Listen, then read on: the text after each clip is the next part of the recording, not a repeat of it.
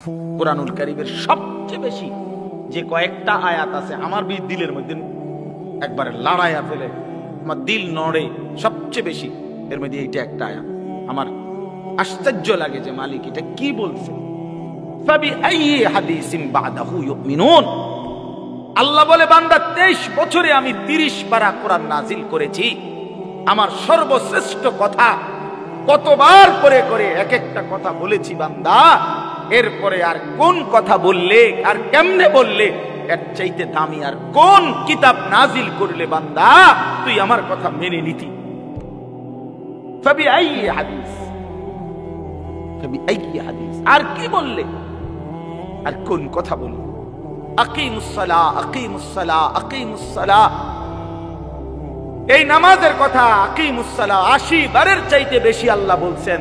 আল্লাহ যেন ডাক দিয়া বলে, এই যুবক, 80 বারের চাইতে বেশি আমি মাওলা, আমার মতো মালিক, আমি নামাজের কথা তোকে এই কোরআনে বললাম। আর কতবার বললে নাফরমান তুই আমারে সেজদা দিতি বল। এই বেঈমান, তোরা যারা নামাজ পড়ো না, বলো বেঈমান বলো, আর কতবার বললে, আর কতবার বললে নামাজ। ইয়া আইয়ুহাল্লাযীনা আমানু, হে ঈমানদারগণ, হে ঈমানদারগণ, হে ঈমানদারগণ। কোরআনুল কারীমের মধ্যে 89 বার আছে, 89, 8, 9, 89 বার আল্লাহ ডাক দিছে, আমার ঈমানদার বান্দা, আমার তুই প্যারা বান্দা, আয় মোমেন, আমি তোকে ডাকছি, তোকে ডাকছি, তোকে ডাকছি। সেই আল্লাহ জিজ্ঞেস করছে, ফাবিআইয়ি হাদিস, এই বান্দা 89 বার আমি তোকে মোমেন বলে ডাক দিয়েছি, আর কতবার ডাকলে তুই আমার ডাকে সাড়া দিতি বা। হ্যাঁ বলো ভাইয়া, যারা নামাজ পড়ো না ভাই বলো। হ্যাঁ আরেকটা আয়াত আছে আমার দিল নড়ে বেশি, সূরা মুজাম্মিলের, ফাকাইফা তাত্তাকুনা ইন কাফারতুম ইয়াওমান ইয়াজআলুল বিলদানা শিবা। এই কথাটা শুনলে আমার খুব ভয় লাগে। আল্লাহ বলছে, বান্দা এই যে তুমি আমার নাফরমানি করছো, সেদিন হাসরের ময়দানে তুমি কেমনে বাঁচবা, যেদিন হাসরের মাঠের একদিনের পেরেশানি আর আযাব আর যন্ত্রণা কোলের বাচ্চাকে বুড়া বানায় ফেলবে, বুড়া বানায় ফেলবে। এই বান্দা তুমি জানো না আমি মাওলার শাস্তি কি জিনিস। ফাকাইফা তাত্তাকুনা ইন কাফারতুম ইয়াওমান ইয়াজআলুল বিলদানা শিবা। একদিনে বাচ্চা বুড়া হয়ে যাবে, কোলের বাচ্চা বুড়া হয়ে যাবে। আল্লাহ বলছে এই পরিমাণ যন্ত্রণা পেরেশানি। মানুষ বলে, ভাই আমার এই 3 মাসের যন্ত্রণায় কষ্টে আমার চুল সাদা হয়ে গেছে, মানুষ এরকম বলে না। আল্লাহ তাআলা বলে, বান্দা তুমি কেমনে নাফরমানি করছো, তুমি বুঝতেছো না বান্দা আমার আযাব কি পরিমাণ ভয়ঙ্কর। নব্বি ইবাদি আন্নী আনাল গফুরুর রহিম ওয়া আন্না আযাবি হুয়াল আযাবুল আলীম। রব্বুল আলামিন বলেন, বন্ধু আমার, আমার সবগুলো বান্দাকে শুনিয়ে দেন, বলে দেন, বন্ধু যত লম্বা গুনাহ হোক না কেন, যত বেশি গুনাহ হোক না কেন, গুনাহ যদি আসমানও ছুঁয়ে যায়, জমিনও ভরে যায়, তারপরও তারে বইলেন, বন্ধু যদি গুনাহ ছেড়ে দিয়ে আর করবে না ওয়াদা দিয়ে, আমি মাওলার কাছে মাফ চাই, তওবা করে, আমি আল্লাহ আনাল গফুরুর রহিম, আমি খুব বেশি দয়াবান, খুব বেশি মেহেরবান, খুব বেশি ক্ষমাশীল, আমি একসাথেই সব মাফ করে দেব। কিন্তু আল্লাহ বলেন, বন্ধু সাথে সাথে আমার বান্দাকে এটাও বলে দিয়েন, ওয়া আন্না আযাবি হুয়াল আযাবুল আলীম। পরে কিন্তু এইটাও বলে দিয়েন, বান্দা এত বড় সুযোগ দিলাম, মাফ করে দিবা বললাম, তবুও যারা নাফরমানি ছাড়লি না বান্দা, তোরাও শুনে রাখিস বান্দা, আমার আযাবও কিন্তু বড় বেশি ভয়ানক। আন্নাদাবি হুয়াল আযাবুল আলীম। শাস্তি বড় ভয়ানক, পুরস্কার যেমন অনেক বড়, শাস্তিও অনেক বড়। এজন্য দোস্ত বন্ধু, রাত গভীরে ফিকির করে, ওই যে কুয়াশার ফোঁটা পড়তেছে গায়ে, ভেবে দেখেন, জিন্দেগির হিসাব মেলায় দেখেন, আর কতদিন চুরি করবেন, আর কতদিন মিথ্যা বলবেন, আর কতদিন ডাকাতি করবেন, আর কতদিন কিস্তি নিবেন, আর কতদিন সুদ খাবেন, আর কতদিন মিথ্যা বলবেন, আর কতদিন ওজনে কম দিবেন, আর কতদিন কাস্টমারকে ঠকাবেন। আপনার ছেলেটা 365 দিনে, খোদার এক বছরে কোনদিন ফজরের নামাজ পড়ে না। এই জানোয়ার আর কতদিন নামাজ ছাড়া থাকবে? এ তো মানুষের বাচ্চা না, এ তো হাইওয়ান, এ তো চতুষ্পদ জন্তু, এ তো শয়তান। যার কপালে সেজদা নাই তাকে শয়তান বলে। ইবলিস সেজদা দেয় নাই, এজন্যই আল্লাহ বলছে তুই শয়তান। ইবলিস সেজদা দেয় নাই, এজন্য বলছে ফাইন্নাকা রাজিম, তুই আজকের থেকে অভিশপ্ত। ইবলিস সেজদা দেয় না, এজন্য বলছে ওয়া ইন্না আলাইকা লানাতা ইলা ইয়াউমিদ্দিন, বেঈমান সেজদা দিলি না, আজকের থেকে কিয়ামত দিবস পর্যন্ত তোর উপরে আমি আল্লাহর লানত। এই বেনামাজি ছেলে, মনে রাখো, তোর উপরে আল্লাহর লানত, আল্লাহর লানত, আল্লাহর লানত, আল্লাহর লানত। মালিকের অভিশাপ নিয়ে সুখে থাকা যায় না, আল্লাহর লানত নিয়ে সুখে থাকা যায়, সুখ মিলে না। এজন্য হিসাব করে 60 বছর বয়স, বিড়ি সিগারেট ছাড়বেন না, চা দোকানের আড্ডা বন্ধ করবেন না। আজকে 30 বছর ধরে আপনার ঘরে রঙিন টেলিভিশন চলে, প্রতিদিন নাচ গান নাটক সিনেমা, ছেলে মেয়ে নাতি নাতনি বউ বাচ্চা সবাই দেখতেছে, এটা আর কোনোদিন বন্ধ হবে না? তাইলে আর কোনোদিন বন্ধ হবে না? যার বিবি আজকে 20 বছর বেপর্দা, এই মহিলা তাইলে আর কোনোদিন পর্দা করবে না? বলো বাবা, তোমরা যারা সারা রাত মোবাইলে নাচ গান ছবি দেখো, তুমি আর কোনোদিন ফিরবা না ভাইয়া? তুমি কি এই গুনাহ আর কোনোদিন ছাড়বা না? তাইলে আর কত নারী দেখলে তোমার তৃপ্তি হবে? আর কত ছবি দেখলে তোমার তৃপ্তি হবে? আর কোন দিন ফিরবার সময় হবে? এই রাত গভীরে শেষ হিসাব করে। আলাম ইয়ানি লিল্লাযীনা আমানু আন তাখশা কুলুবুহুম লিযিকরিল্লাহ। আল্লাহ বলে, মুমিন ইমানদার বান্দা আমার, আমি আল্লাহর স্মরণে, আমার বন্দিগি আর আমার জিকিরের জন্যে তোমার দিলটা নরম হওয়ার সময় আজও কি হয়নি বান্দা? আলাম ইয়ানি, বলেন বাবা, বলেন ছেলেরা, বলো বন্ধু, বলো, আর কোন দিন সময় হবে? আর কোন দিন ফিরবা? কোন দিন? বয়স্ক বাবা, আপনি ফিরবেন কোন দিন? আমি ফিরবো কোন দিন? আল্লাহ আমাদেরকে বুঝ দান করে, আল্লাহ আমাদের কলিজার মধ্যে ফিকির দান করে। কোরআনুল কারীমের 29 নম্বর পারা, 67 নম্বর সূরা, সূরা মুলক, এই সূরা থেকে 3টা আয়াত আমি তেলাওয়াত করেছি, 12, 13, 14। আর অল্প একটু সময়, এই এখান থেকে একটু কথা বলি তাইলেই শেষ। 1 নম্বর কথা হলো সূরা মুলক, সূরাটার নাম। কোরআনুল কারীমের অত্যন্ত ফজিলতপূর্ণ একটি সূরা। রাসূলুল্লাহ সাল্লাল্লাহু আলাইহি ওয়াসাল্লাম বলেছেন, হিয়াল মানিআতু হিয়াল মুনজিয়াতু তুনজিহি মিন আযাবিল কবর। রাসূলুল্লাহ, একটু মনোযোগ দিয়ে শুনেন, দেরি করব না আমি। রাসূলুল্লাহ সাল্লাল্লাহু আলাইহি সাল্লাম বলেন, এই সূরা মুলক 67 নম্বর এই সূরাটি হচ্ছে বাধা দানকারী, রক্ষাকারী। প্রশ্ন হলো, কিসের থেকে রক্ষা করে, কিসের বাধা দেয়? তো নবীজি বলেন, তুনজিহি মিন আযাবিল কবর, এই সূরাটি কবরের আযাব থেকে যে নিয়মিত পড়বে তাকে রক্ষা করবে। কবরের আযাব থেকে বাধা দিবে, কবরের আযাব থেকে রক্ষা করবে। কোন সূরা? সবাই বলেন।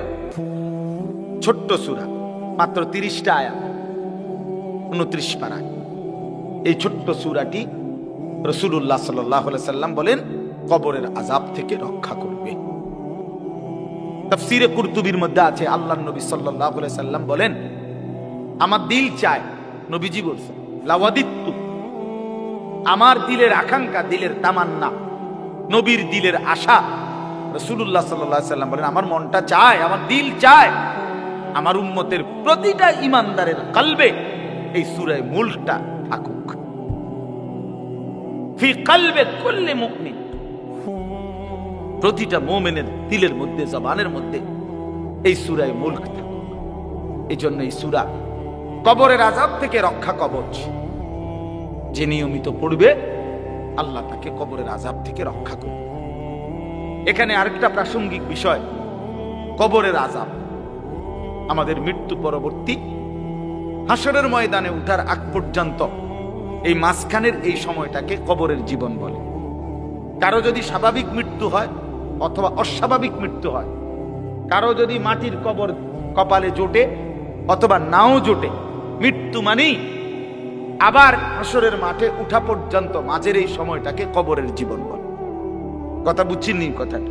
মানে বিষয়টা হলো এই, মনে করেন অনেক অধিকাংশ মানুষের তো স্বাভাবিক মৃত্যু হয়েছে, মাটিতে তারে কবরও দিছে, কিন্তু এমনও তো মানুষ আছে যে বাঘের পেটে ঢুকে গেছে, জীব জন্তু হিংস্র প্রাণী তারে খাইয়া ফেলছে, আগুনে পুইরা জ্বলে ছাই হইয়া গেছে, পানিতে ভাইসা গেছে, এমন হইতে পারে না?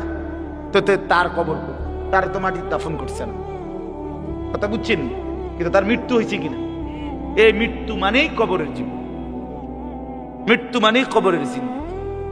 তাহলে এই জন্য বললাম, আর স্বাভাবিক হোক অস্বাভাবিক হোক, কবর জুটুক মাটির বা না জুটুক, মানুষের মৃত্যুর পরেই হাসরের ময়দানে উঠা পর্যন্ত এই মাঝের এই টাইমটাকে কবরের জীবন বলা হয়।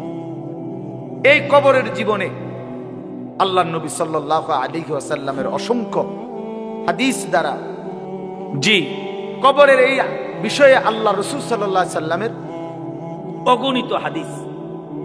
কবরের মধ্যে মানুষের এই কবরের জীবনটা, এটা কারো জন্য সুখকর, কারো জন্য কষ্টকর, কারো জন্য এই কবরে সুখ মিলবে, কারো জন্য এই কবরে কষ্ট হবে, আযাব হবে।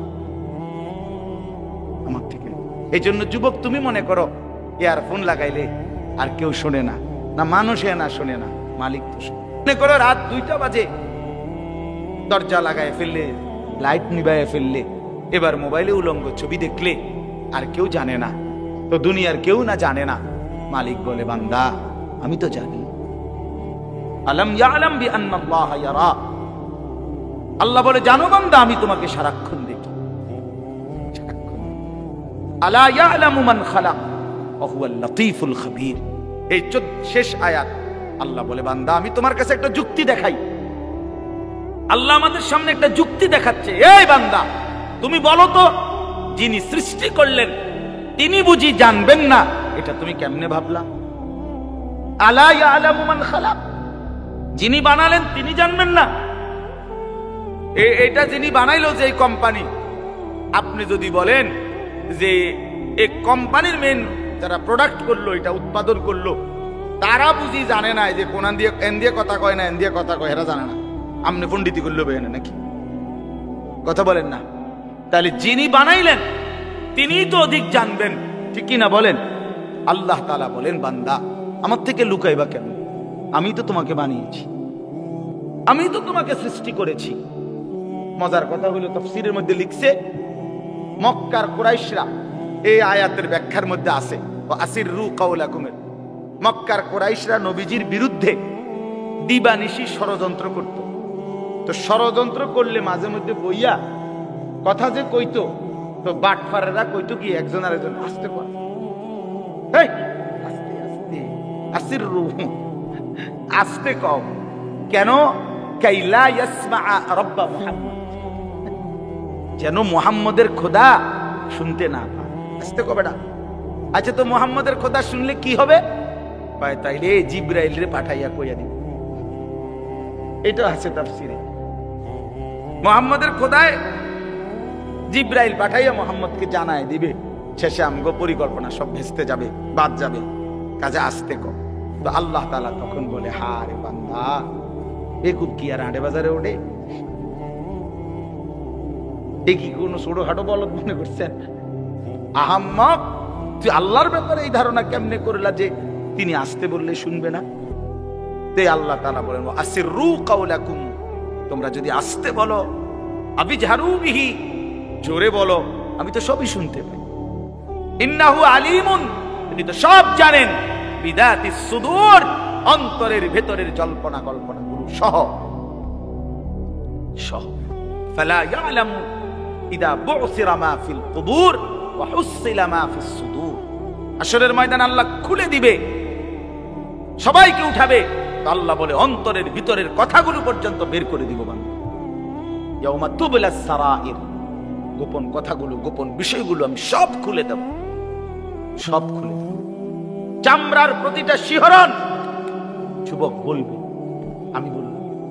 মনে রাখবেন, এই যে আমাদের চামড়ায় নারী দেখলে, ছবি দেখলে, নর্তকী দেখলে, উলঙ্গ নাচ দেখলে, অশ্লীল দৃশ্য দেখলে শরীরের চামড়ার মধ্যে শিহরণ হয়, শাহওয়াত জাগে। খোদার কসম, হাশরের ময়দানে এই চামড়া বলবে, আল্লাহ শাহিদা আলাইহিম সামউহুম ওয়া আবসারুহুম ওয়া জুলুদুহুম। এই চামড়া বলে দিবে, আল্লাহ বেঈমান আমারে দেখা এই শরীরে, এই চামড়া এতবার শিহরিত, অশ্লীলতা, বেহায়াপনা, জিনা, ব্যভিচারের প্রতি এতবার আগ্রহী হয়েছে। শরীরের চামড়াগুলো কথা, মানুষের সমস্ত শাহওয়াত চামড়ায়, যৌন চাহিদা উপাদান মেন এই চামড়ার মধ্যে। এই জন্য যত ডাক্তার চর্ম ডাক্তার, কত ডাক্তার যৌন রোগ, চর্ম ও যৌন রোগ বিশেষজ্ঞ। এইটার মূল কারণ এটা, চর্মের সাথে যৌন সম্পর্ক, অর্থাৎ এই শাহওয়াতের গভীর সম্পর্ক। এজন্য আল্লাহ বলছে, শাহিদা আলাইহিম সামউহুম ওয়া আবসারুহুম ওয়া জুলুদুহুম। একটা শব্দ চামড়ার শিহরণগুলো পর্যন্ত ভাইয়া আড়াল করা যাবে কি? চলেন তাইলে কথা শেষ। আল্লাহ তাআলা বলছে, বান্দা আমি সৃষ্টি করেছি, আমি জানবই। আলা ইয়ালামু মান খালাক, আমার থেকে লুকাইও না, পারবা না। ওহুয়াল লতীফুল খাবীর, আল্লাহ সূক্ষ্ম থেকে সূক্ষ্ম, বিন্দু থেকে বিন্দু বিষয় জানেন, সমস্ত বিষয়ের পূর্ণ খবর রাখেন। কাজে ইনশাআল্লাহ আমি দুইটা কথা বলছি। এক নাম্বার কথা হলো, এই 2 দিনের সবগুলো ওয়াজের মাধ্যমে, জুমার বয়ানের মাধ্যমে, বা এক কথায় আপনি আল্লাহর কথা যে প্রতিনিয়ত শুনতেছেন, এর মাধ্যমে নিজের হিসাব মিলাইয়েন যে আপনার ইমানের হালাত কি, আখিরাতের হালাত কি, নিজের ভিতরে ইবাদত বন্দিগির ফিকির কি। ওয়াল তানজুর নাফসুম মা কদ্দামাত লিগাদ, মিলাইয়েন। নবীজি সাল্লাল্লাহু আলাইহি সাল্লাম বলছেন, এই হাদিসটাই আমি পড়ছিলাম, আল কাইয়িসু মান দানা নাফসাহু ওয়া আমিলা লিমা বাদাল মাউত। নবীজি বলে, বুদ্ধিমান কাইয়িস, সে বুদ্ধিমান যে নিজের হিসাব রাখে এবং মৃত্যু পরবর্তী জিন্দেগির জন্য আমল করে। তারে কি বলে? কাইয়িস। ওই সৌদি আরব যারা থাকে প্রবাসী, তারা এটা কয়, সৌদি আরবের কোয়াইস, কোয়াইস মানে কাইয়িস, সালাগা কোয়াইস মানে হলো কাইয়িস, বিচক্ষণ, বুদ্ধিমান, চালাক, যে নিজের হিসাব রাখে, মৃত্যু পরবর্তীর জন্য আমল করে। ওয়ালা আজিজু মান আতবা নাফসাহু হাওয়াহা ওয়া তামান্না আলা আল্লাহ। আর আল্লাহ বলে, অপদার্থ, ব্যর্থ, ফালতু, অকর্মণ্য সে যে সর্ব বিষয়ে নিজের মনে যা চায় তাই অনুসরণ করে, আর কথায় কথায় এমনি করে নাফরমানি, ভরসা করে আল্লাহর উপর, মুখে বিড়ি, আল্লাহ ভরসা, টাঙ্গাইয়া ফিরবো, টাঙ্গাইয়া টাঙ্গাইয়া আড্ডি মাড্ডি গুড়া গুড়া করে লাগবে একদম।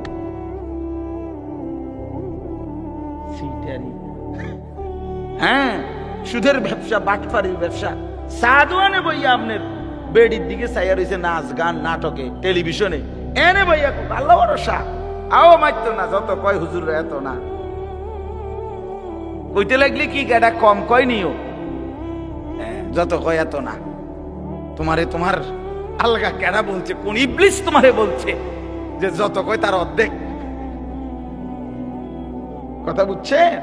অর্থ হইল ভরসা করে এমনি, কিন্তু করে কি গুনাহ। এই আল্লাহ তাআলা বলছি বুঝি বান্দা তুমি 24 ঘন্টা গুনাহ করতে থাকো আমি ভরসা, এটা আল্লাহ বলছেন? না না, আল্লাহ বলছে তওবা করো আমি ভরসা। ঠিক কিনা বলেন না? ছেড়ে দিলে ভরসা, আর করবা না ওয়াদা দিলে ভরসা, লজ্জিত হয়ে মাফ চাইলে আমি ভরসা, আমি মাফ করে দেব। তো ইনশাআল্লাহ আমরা প্রত্যেকেই নিজের ঈমান আমলের জন্য ফিকির করব।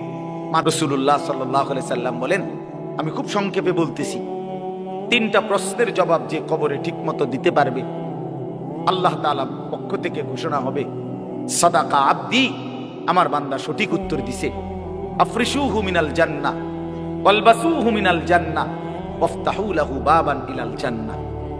আমার বান্দার জন্য জান্নাতের পোশাক বিছায়া দাও, জান্নাতের পোশাক পরিয়ে দাও, জান্নাতের বিছানা বিছায়া দাও, জান্নাত বরাবর দরজা খুলে দাও। ফেরেশতারা জান্নাতের পোশাক পরিয়ে, জান্নাতের বিছানা বিছিয়ে জান্নাত বরাবর দরজা খুলে দিবে। ইউফসাহু লাহু, এবং তার কবরটাকে প্রশস্ত করে দেওয়া হবে, চারিদিকে 70 গজ, 70 হাত। অথবা আরেক বর্ণনা আছে মাদ্দুল বাসার, চোখের দৃষ্টি যায় যে দূর, এর দূর চতুর্দিকে ইমানদার নেককারের কবরকে প্রশস্ত করে দেওয়া হবে।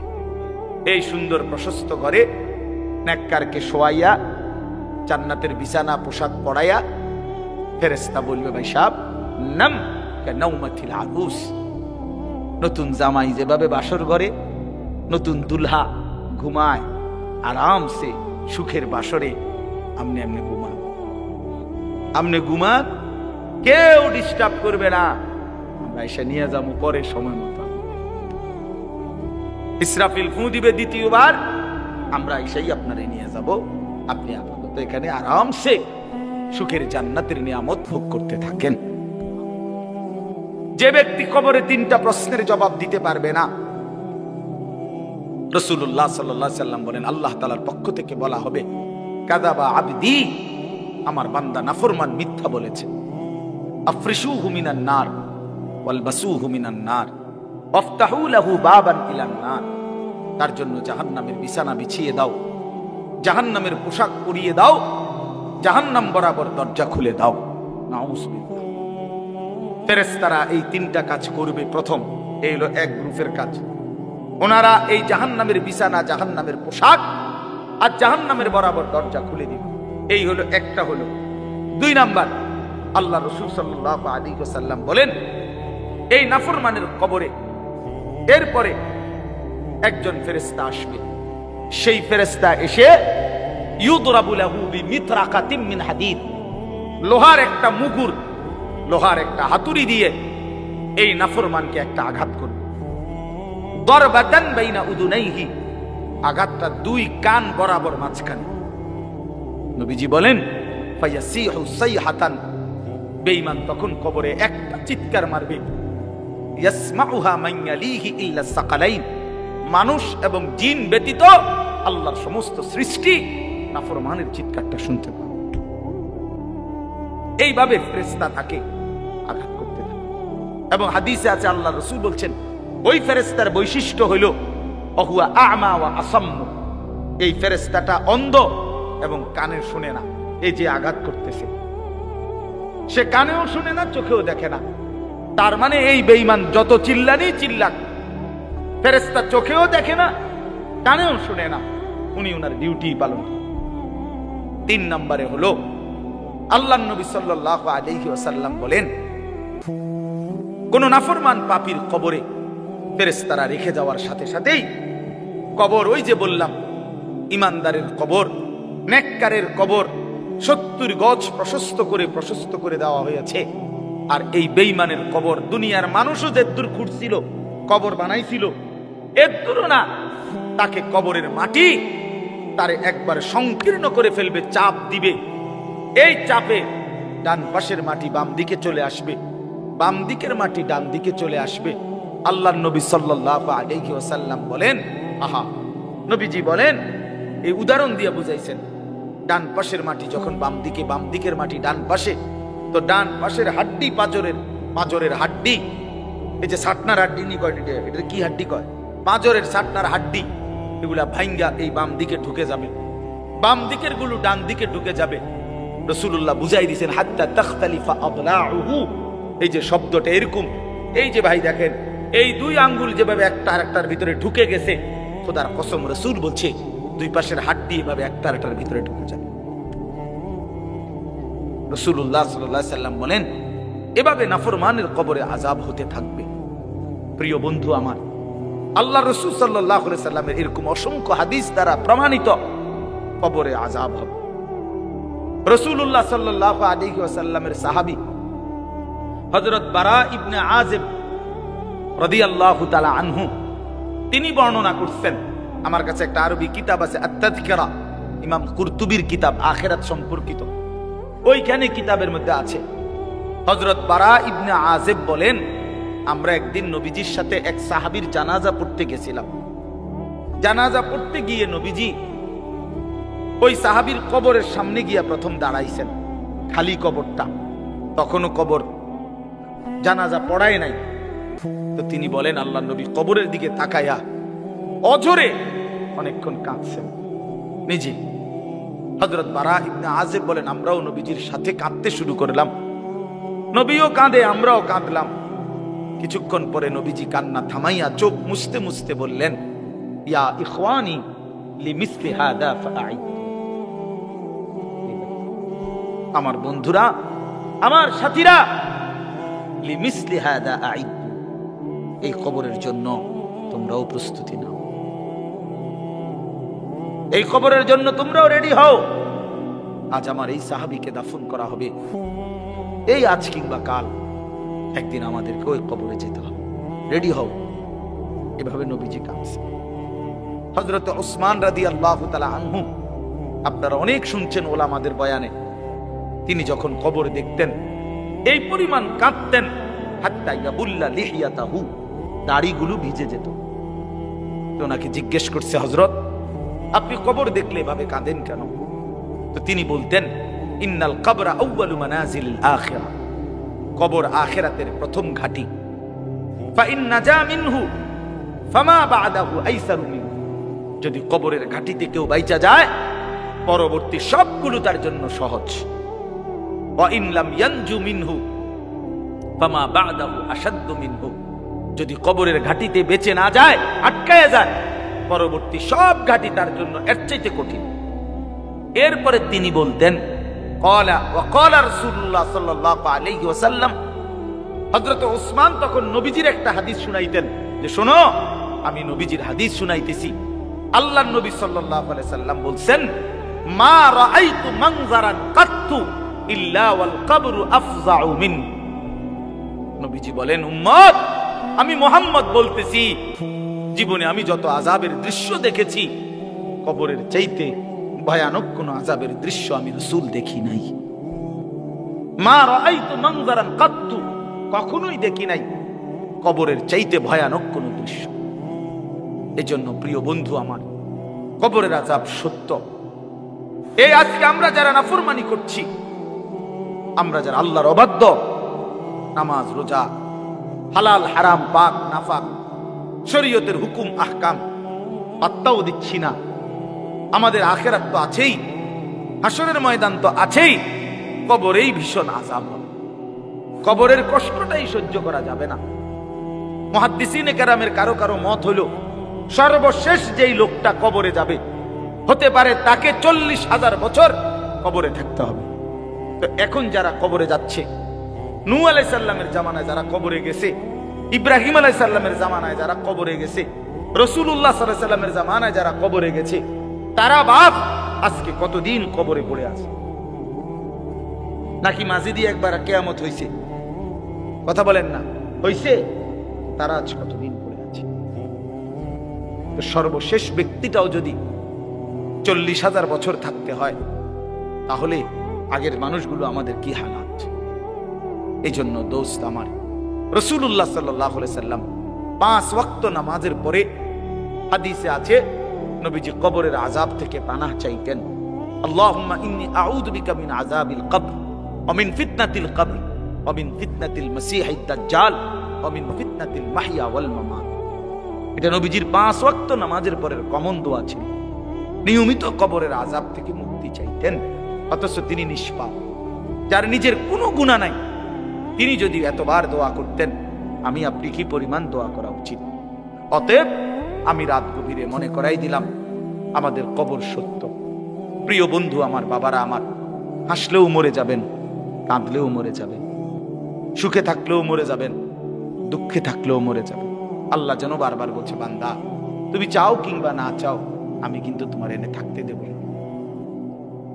তুমি চাইলেও থাকতে দেব না, তুমি না চাইলেও থাকতে দেব না। আমি বান্দার রাখতাম না, এখানে এটা রাখতাম, তোমারেও মনে রাখতাম না, পৃথিবীটাকেও আমি জাগাত রাখতাম না। শুধু শুধু তুমি এটা লইয়া কামড়া কামড়ি করো না বান্দা। রাখবো না, আমি তোমারে রাখবো।